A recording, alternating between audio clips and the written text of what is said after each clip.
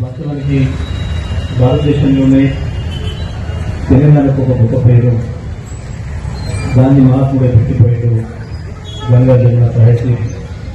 ఈ నిదర్శనం హైదరాబాద్ రాష్ట్రంలో గంగా జమునలు అయితే కలిసిపోతాయో ఇక్కడ అన్ని కులాలు అన్ని మతాలు కలిసి అన్ని పండుగలు జరుపుకునే ఒక సాంస్కృతిక వారసత్వం ఉంది అని చెప్పి చెప్పిందో దానికి ప్రత్యక్ష సహకారం సూర్యాపేట పట్టణం. మేము దాని ఉదయం నుంచి ఇప్పటి వరకు దాదాపు ఒక 15 పైగా గణేష్ మండపాలు సందర్శించి వస్తాము.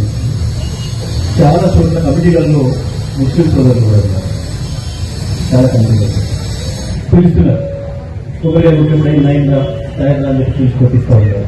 మిగతా వాళ్ళు కూడా అంటే సూర్యాపేట ఎప్పుడు కూడా చరిత్రలో సూర్యాపేటలో ఇప్పటి వరకు ఒక చిన్న అనుమానాస్పద సంఘటన కానీ ఒకరికి కూడా అనుమానించిన సందర్భం కానీ ఎప్పుడు కూడా రాలేదు. మనం బతుకమ్మ పండుగ చూసిన ముస్లిం సోదరులు బతుకమ్మలు ఎక్కువ వచ్చిన సందర్భం, బతుకుపోయిన సందర్భం చూస్తాం.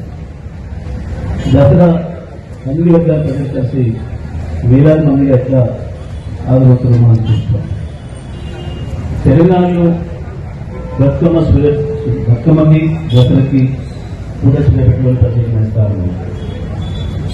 వేలాది మంది దాదాపు పట్టణం మొత్తం ఒకే చోటికి చేరి ఆనందంగా అన్ని కులాల మతాలు కలిసి కలుసుకునే పండుగలు మనం చూస్తూ ఉంటాం.